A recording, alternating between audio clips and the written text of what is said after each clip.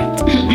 Hi, it's Wilma. Welcome to a new video. Today is gonna be a little bit different. I'm gonna show y'all a mix of a few things. So to begin with, there's gonna be an art studio makeover where I did a few things that I've been wanting to do for a while, and this space finally feels like fully like me, which is really nice. And then I did like a tiny studio tour, and then towards the middle of the video there's gonna be a bit of a sketchbook session where I make a very cute spread that I'm very happy with, and I'm excited to show you all that. So yeah, it's gonna be a fun video with a mix of a few different things. So if that's your cup of tea, then just keep watching.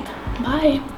Alright, this is what am I doing again? I'm just saying the theme of your sketchbook, even though the flow of the flow, even though you say there's not a flow. Yeah. Okay, first page, beautiful, but doesn't count. Okay. Although sort of kind of counts because human, food, animals. Okay. That's all I do. Just saying. Okay. Parts of a human or Hands. Yeah, hands. Okay. Humans, food, humans and food, humans and food. Real theme and flow working so far. Humans and food, food and humans, and then you shift. You move to your animal era, animals, and then you kind of shift back. Still in the theme of things, food. But this is sort of gone into like your memory era of things, because it's like food memory. I've done that earlier too. Memory that you haven't painted yet. I can't show this, but another memory, but food. Another memory, humans. Okay. Another memory, but animals. There's not a memory one. Yeah, but it is memory. Literally, your last YouTube video, you literally talked about how you had memories of seagulls. Okay, so it's not my photos. There's a damn flow.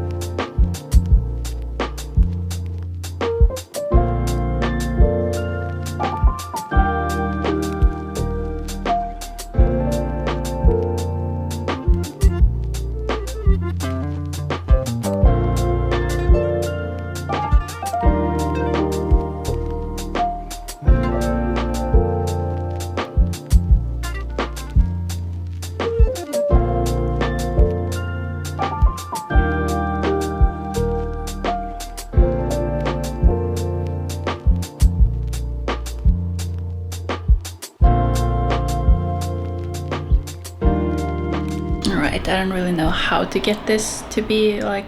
Okay, I'm just gonna have to bend over. Anyway, so I am gonna put some contact paper on my desk right now. It's like this lighter warm wood, but I literally just opened it and this was inside of it. It's a Spider-Man sticker. I wish I would have filmed my reaction to opening it, because I did not expect this. Not sure why that was on this very professional contact paper, but thank you whoever put that there. I love it. It's so fun.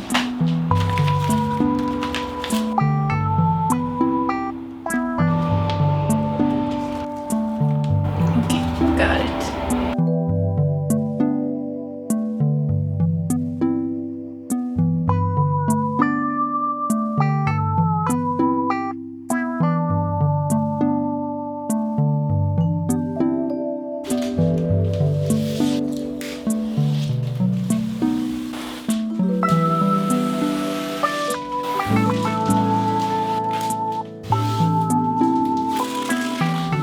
Alright, so I just ripped off the previous contact paper and the desk is very sticky. I hope that that's only gonna be a good thing for when I put this on, and that it's not like going to ruin it. But yeah, I don't really know. I guess we'll find out.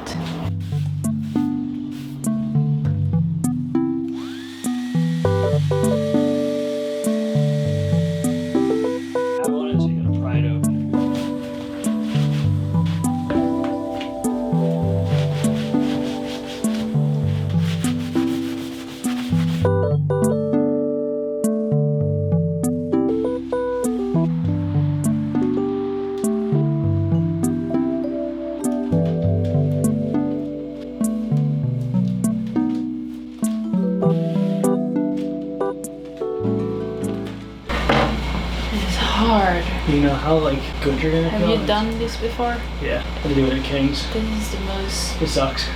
I hate this. And I ruined so much of it. Then you start over. What do you mean? You don't have enough to do 3 strips? Okay, never mind, I didn't say that. I still think even with these little things, it definitely still looks nice. I don't even know how you're supposed to do this. It's very, very hard. When I started doing it, I panicked. I was like, oh my god, what am I doing? Is it raining? We never were able to do it perfectly. You want me to help you with the other one? You know that? You want me to just hold it? Just put it somewhere. I don't know if that's gonna work. Okay, I'm good now, okay. I don't think that was a good idea. No, but I'm back here now, so it's the only idea. You gotta hold the paper out. It's okay, I think we just need to get through it, okay?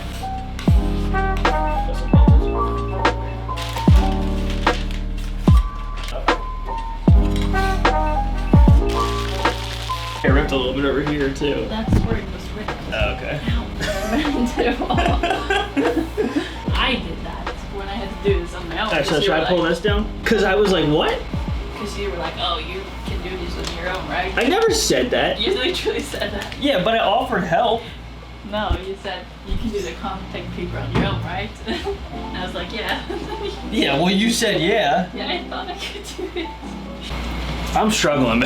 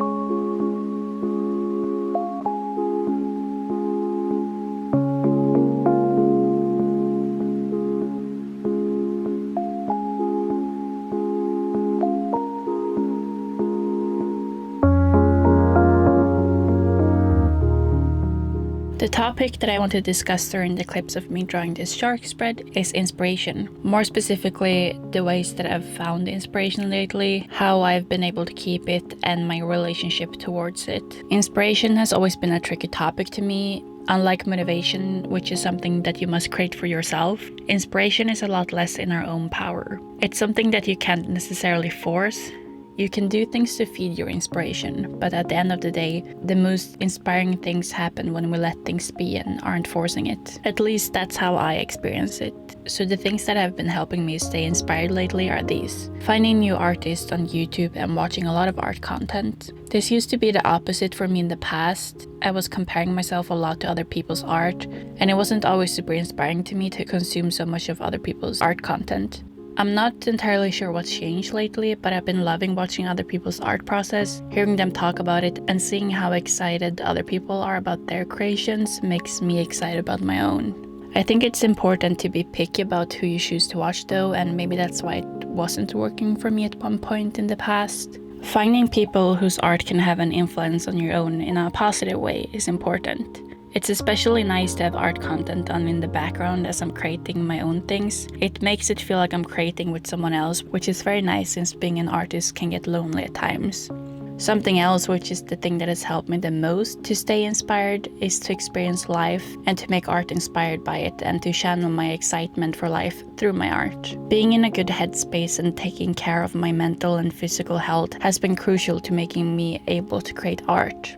A big misconception a lot of people believe in is that to create your best art you must have gone through something bad, or that being in a bad headspace makes you create good art. But good mental health is crucial to making good art. I've found this to be true because at the times when I've had bad mental health periods, I have barely been able to make art at all. Compared to when I've felt my best, I've managed to create art. I didn't really used to have any boundaries in the past when it came to my art making. I believe that to truly succeed at it and to become better, I had to create as often as possible, and breaks weren't encouraged, and anytime I did something other than art, I felt lazy and like I wasn't being productive enough. This only contributed further to bad mental health, and it did not leave me feeling inspired. Something I've come to realize is that we all have different tolerance when it comes to how much we can push ourselves. We might see someone else who's able to do a lot more than us in a day, and we judge ourselves for not being as productive. But really, we're all different when it comes to our tolerance. Not to mention, our capitalistic society makes it feel like we always have to be doing something that is considered productive to be considered worthy. I've realized that as an artist, it isn't realistic for me to always push myself so hard and for the actual task of making art to be the main priority at all times. Breaks are essential, and to keep myself inspired, I can't stay inside all day and do nothing but art. I must go out into the world to gain inspiration. It can be as simple as going for a walk or going to the grocery store, anything that isn't the actual act of creating art. Because making art is so much more than putting pen to paper or brush to easel or pencil to iPad. It's also in the moments when we're busy experiencing life. We may not realize it in those moments, but that is also a part of making art. And once we return to the easel, we've been recharged with so much inspiration and ideas. Getting to a point of letting myself take breaks and enjoy life wasn't easy though. And it took a lot of time for me to feel okay with it and to realize how wrong my mindset surrounding art making was in the past. If you're also someone who's stuck with a mindset like that and you want to change it and build more of a healthy relationship towards creation and productivity, you must know that it's a process and it takes time, but once you get there, it's wonderful.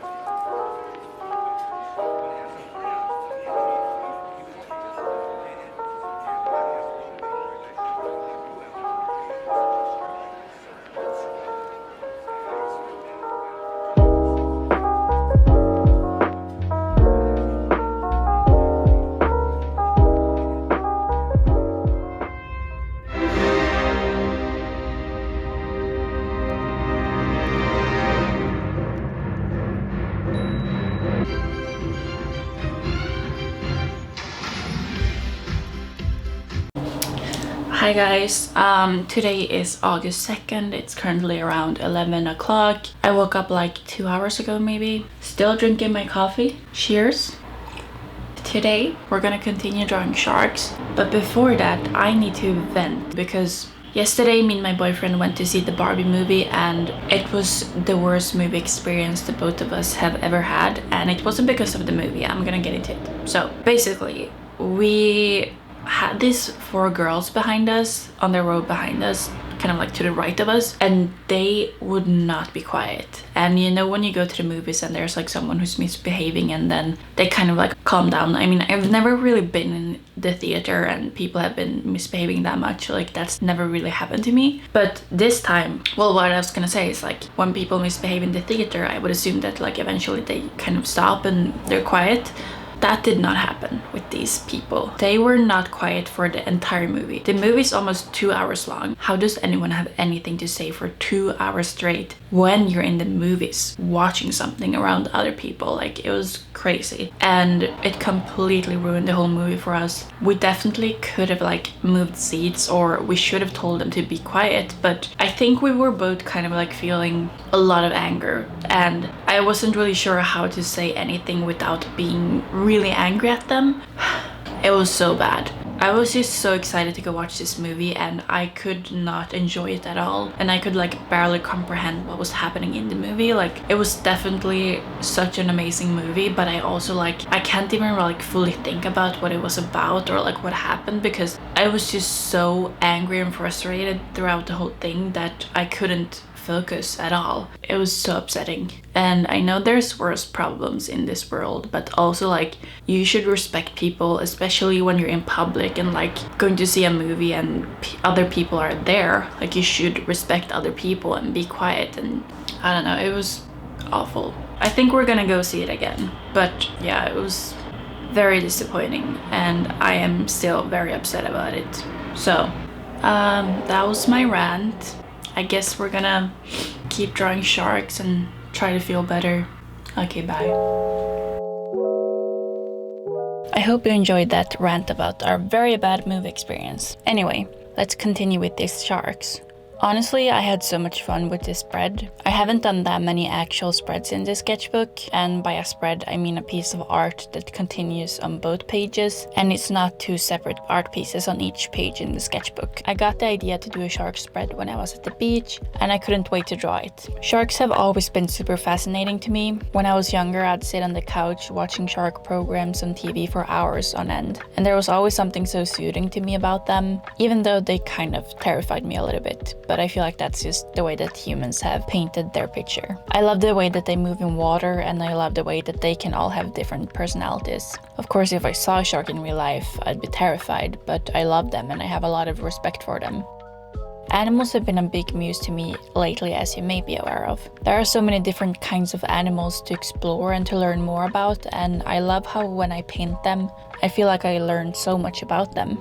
I feel a lot more creative when I make art of animals too, since it's a subject that I haven't made art of that much. And I feel like with each piece of art that I make of them, I'm able to explore with my style, since it all feels very new and full of possibilities. Animals also allow for a lot more looseness when drawing them, unlike when I'm doing portraits and have to be super focused when drawing all the facial features to make sure that I'm doing proportions correct and using all the right colors. I don't feel like animals require such focus to detail, and I'm able to feel a lot more relaxed when I paint them. And that is a great thing, because as of lately my main priority with art has been to enjoy the process of it, and that may be a big reason as to why I'm so drawn to making art of animals, since the process usually is very enjoyable to me. This was also my first time ever drawing sharks. I don't even know if I've drawn a fish before, but as soon as I was done with this spread, I was ready to draw more sharks and to start drawing fish. I don't know why I haven't drawn more things that I have a high interest for in the past, because doing that makes me feel so passionate during the process, since what I'm making art of is something that I have a genuine interest in. I've always been interested in sharks, but somehow it took me 24 years to draw them, which is kind of crazy.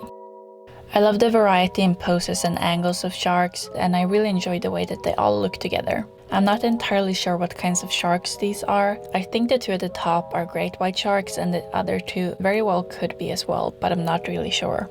I've really been enjoying making art of a lot of different subjects and trying new things lately, which I've discussed quite a bit in my videos. But I just wanted to emphasize it further because it's truly made a difference in my relationship towards art and made me enjoy it a lot more. And to enjoy my art and the process is truly all I want. I highly recommend adding more variety in the things that you choose to make art of. It makes things feel less stiff and there's a lot more play in my art, which I love. I should have probably added this into my conversation earlier about the inspiration, because making art of a lot of different subjects is something that really keeps me inspired.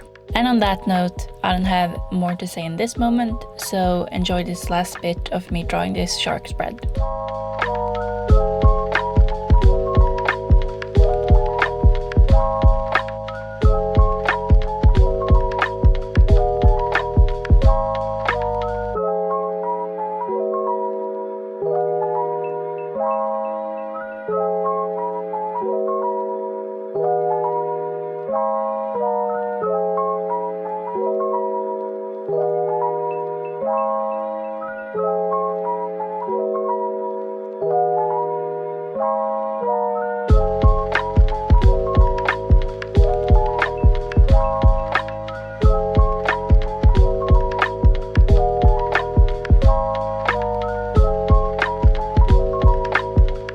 So here is the final spread. I think that this turned out super cute. I honestly don't have too much to say about it. It was just like a super simple spread, but it was like still fun to do, and I just think it turned out cute. I don't really know which shark is my favorite.